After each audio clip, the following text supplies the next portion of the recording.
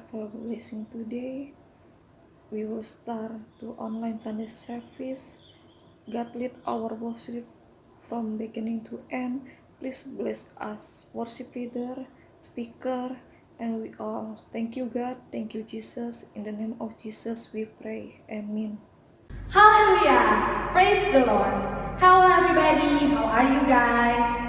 Before we start our Sunday service, I want all of you guys to say Hallelujah 3 times. Let's be start. 1, 2, 3. Hallelujah! Hallelujah! Hallelujah! Praise the Lord! Let's restart our Sunday service and we sing Jesus at the center of it all.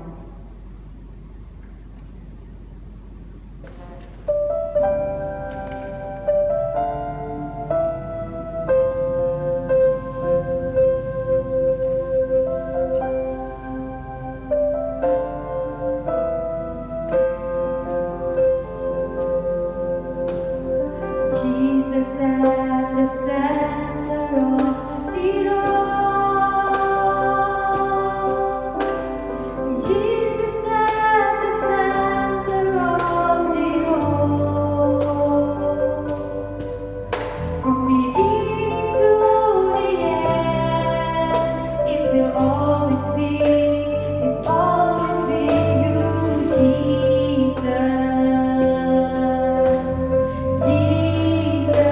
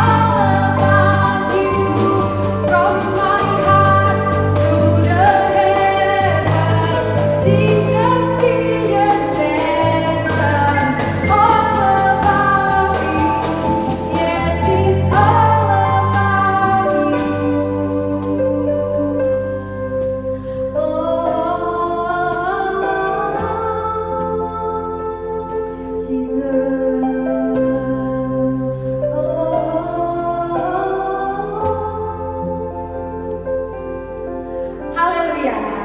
Now we want to praise our God. Let's we sing Turn It Up.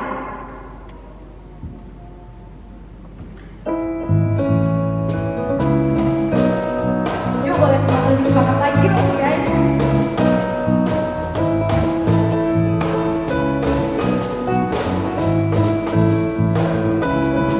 You are here, and we lift you up. You are riding up our praise. We throw over everything.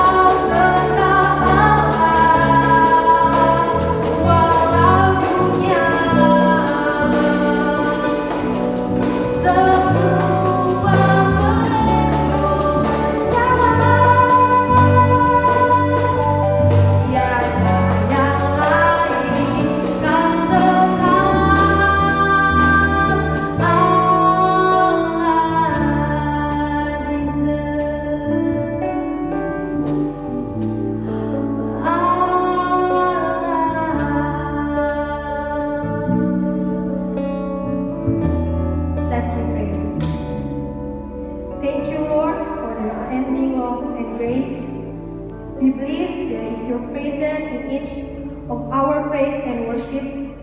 Your power, Lord, is not limited by space and time.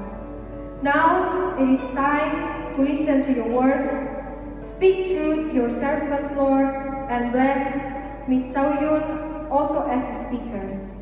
Bless her health, family, service in Singapore. Thank you, Lord. We're ready to listen for your word. In the name of Jesus we pray. Amen. Halo semuanya.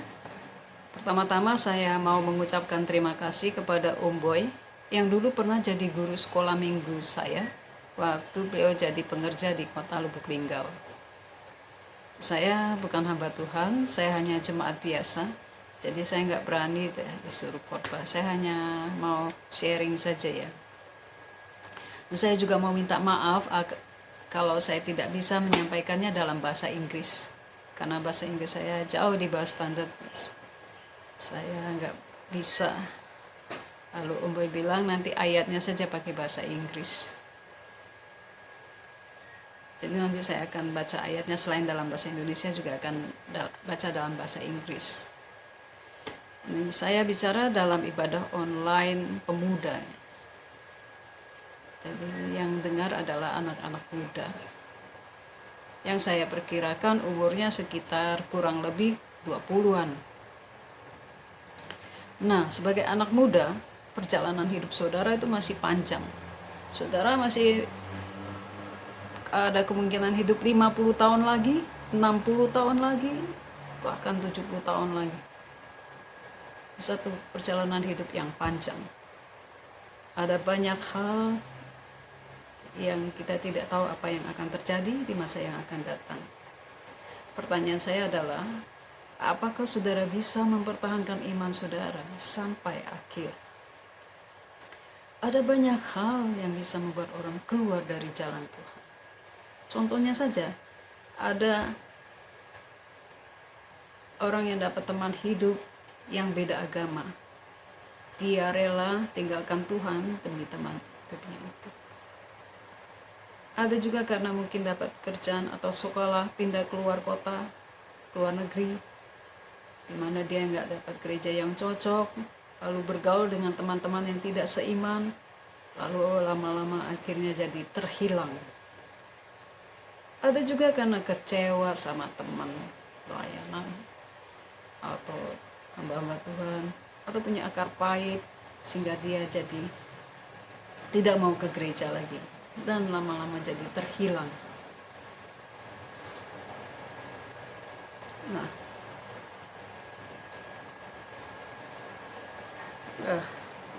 pernah nggak saudara ditanya sama orang, kenapa saudara pilih agama Kristen sebagai agama saudara? Waktu saya SMA, ada guru pengganti. Dia tanya sama anak-anak. Salah satu pertanyaannya adalah, agamanya apa? Saya jawab Kristen. Lalu kenapa saudara pilih agama tersebut sebagai agama saudara?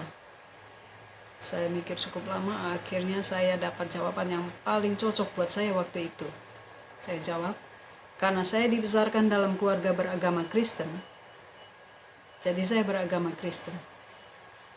Setelah semua jawaban dikumpulkan dan dibaca sama gurunya, terus gurunya bilang, waktu ditanya kenapa saudara pilih agama Kristen agama ini sebagai agama saudara, banyak di antara saudara yang jawab, karena saya dibesarkan dalam keluarga beragama ini, maka saya beragama ini. Padahal kalian sudah besar, saudara bisa pelajari semua agama, lalu pilih mana agama yang paling benar dan paling cocok buat saudara. Lalu saya pikir benar juga kata guru ini. Tapi suruh saya pelajari semua agama, saya malas gitu. Alkitab saja saya nggak pernah baca, cuma baca di gereja aja, di rumah saya nggak pernah baca. Apalagi suruh saya belajar semua agama. Jadi saya ambil jalan singkat saja. Kalau agama Islam, agama mayoritas di Indonesia, dia sembahyang harus pakai bahasa Arab, lalu harus menghadap ke kiblat. Kalau agama Buddha, mereka menyembah patung itu buatan manusia. Lalu sembahyang harus pakai dupa. Sedangkan agama Kristen, kamu bisa berdoa dalam bahasa apa aja Tuhan ngerti. Di mana saja dan dalam keadaan bagaimana saja, kamu bisa berdoa sama Tuhan. Lalu hari Minggu ke gereja, ibadah, nyanyi-nyanyi. Kayaknya ini paling benar dan paling cocok buat saya lah, agama Kristen. Lalu sampai waktu kuliah, saya pernah ditanya sama teman, kamu kalau mati, kamu kemana? Saya bilang saya nggak tahu lah. Saya bilang itu karena saya waktu kecil suka baca komik. Di depan toko tuh ada orang jual komik yang Islam ya. Jadi ada cerita surga neraka juga. Jadi saya ingat ada timbangan gitu. Jadi kalau kita buat jahat lebih banyak, kita masuk neraka. Buat baik lebih banyak, masuk surga. Iya, saya jawab gitu sama teman saya. Kalau nanti saya udah mati, saya nanti ditimbang perbuatan saya. Kalau saya buat baik lebih banyak, saya masuk surga. Saya buat jahat lebih banyak, masuk neraka. Lalu dia bilang, kalau gitu kamu bukan orang Kristen. Terus saya marah. Saya bilang, saya tiap minggu ke gereja. Dia bilang, karena orang Kristen harus percaya kalau dia mati, masuk surga. Saya bilang, enak bener. Iya, dia bilang. Waktu Tuhan Yesus disalib, dia bilang, ada 2 penjahat di sebelahnya itu. Penjahat yang satu itu bilang sama Tuhan Yesus, Yesus, ingatlah akan aku apabila kau datang sebagai raja. Lalu apa jawab Yesus? Yesus bilang, saat ini juga engkau ada bersama dengan aku di surga. Ini namanya juga penjahat. Kalau diukur perbuatannya, pasti buat jahat lebih banyak.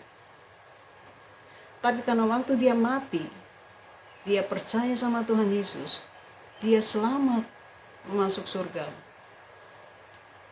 Saya pikir, benar juga ya. Tapi itu akhirnya berlalu begitu saja. Sampai saya sudah kerja nih. Tempat kerja, saya ada teman yang tadinya dia seorang muslim yang taat.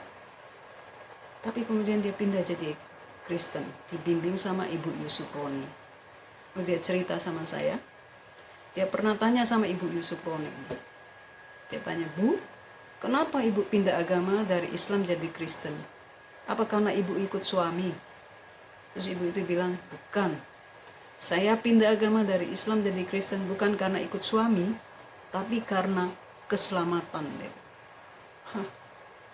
Waktu dengar kata keselamatan, saya kaget gitu. Kenapa? Karena keselamatan ini sudah saya sering dengar waktu dari sekolah minggu sudah sering dengar. Tapi rupanya saya cuma tahu saja keselamatan, tapi saya nggak ngerti apa itu keselamatan. Lalu saya coba renungkan, apa itu keselamatan? Lalu saya pikir, kalau saya coba tulis semua perbuatan saya misalnya dalam minggu ini, dalam sebuah kertas. Buat baik sebelah kiri, buat jahat sebelah kanan. Pasti buat jahat pasti lebih banyak. Kenapa? Karena kita bisa aja bohong, bisa aja marah, bisa punya rasa iri, sombong dan sebagainya. Sedangkan buat baik belum tentu kita buat. Pasti karena manusia itu tidak ada yang sempurna. Jadi pasti buat jahat itu lebih banyak daripada buat baik. Kalau saya punya prinsip tadi yang mengatakan bahwa kalau saya buat jahat lebih banyak saya masuk neraka, buat baik lebih banyak masuk surga, sudah barang pasti saya calon neraka. Gak ada manusia yang sempurna di dunia ini. Alkitab bilang semua manusia sudah berdosa dan upah dosa itu adalah maut. Jadi maut yang binasa. Jadi dengan kemampuan kita sendiri, kita tidak akan sanggup mencapai surga itu. kita tidak akan sanggup mencapai surga dengan kekuatan kita sendiri, karena manusia itu kemampuannya terbatas. Siapa yang bisa menyelamatkan kita? Kita baca ayat Kisah Rasul 4 ayat 12. Act chapter 4 verse 12. And there is salvation in no one else, for there is no other name under heaven given among men by which we must be saved. Dalam terjemahan NIV katakan, salvation is found in no one else, for there is no other name under heaven given to men by which we must be saved. Dalam bahasa Indonesia dikatakan, dan keselamatan tidak ada di dalam siapapun juga selain di dalam Dia. Sebab di bawah kolong langit ini tidak ada nama lain yang diberikan kepada manusia yang olehnya kita dapat diselamatkan. Ya, dari Indonesia masih ada tambah. Keselamatan tidak ada di dalam siapapun juga selain di dalam Dia. Di dalam siapa? Dia huruf besar. Di dalam Yesus. Yesus berkata apa? Dalam Yohanes 14 ayat 6, John 14 verse 6. Jesus said to him, I am the way and the truth and the life. No one come to the Father except through me. Akulah jalan dan kebenaran dan hidup. Tidak ada seorang pun yang datang kepada Bapa kalau tidak melalui aku. Tidak ada seorang pun bisa datang kepada Bapa kalau tidak melalui Yesus. Jadi Yesus adalah satu-satunya jalan keselamatan. Nah, saudara, sekarang sudah tahu jalan keselamatan. Saudara sudah berjalan di dalam jalannya keselamatan. Apakah saudara bisa mempertahankan iman saudara sampai akhir? Adalah rugi yang besar kalau sekarang saudara sudah ada di jalan keselamatan, lalu sampai akhirnya saudara tidak mencapai tujuan. Karena yang menentukan kita selamat atau tidak itu bukan langkah awal, langkah akhir. Jadi perjalanan hidup saudara masih panjang. Apakah saudara bisa mempertahankan iman saudara sampai akhir? Sekian sharing saya. Tuhan memberkati. Kita berdoa. Bapa kami yang ada di dalam surga, yaitu Tuhan Yesus Kristus. Tuhan Yesus, kami berterima kasih Tuhan buat kesempatan ini ya Tuhan. Terima kasih Engkau sudah mati di kayu salib. Engkau sudah rela mengorbankan dirimu untuk menebus dosa kami ya Tuhan. Terima kasih buat pengorbananmu. Biarlah kami selalu ingat akan kasih-Mu, akan pengorbananmu Tuhan. Tolong kami Tuhan agar kami bisa tetap setia kepadamu, bisa setia sampai akhir, mempertahankan iman kami sampai akhir ya Tuhan. Tuhan tolong kami kalau kami berjalan di luar jalan-Mu, Tuhan kiranya kembalikan kami pada jalan-Mu Tuhan. Terima kasih Tuhan, juga tolong Om Boy dalam pelayanannya juga Tuhan. Kiranya Tuhan berkati pelayanannya agar semakin hari semakin berkenan pada Engkau dan banyak jiwa-jiwa yang boleh dimenangkan bagi Engkau. Terima kasih dalam nama Tuhan Yesus Kristus, Juru Selamat kami yang hidup, kami berdoa dan mengucap syukur. Haleluya. Amin.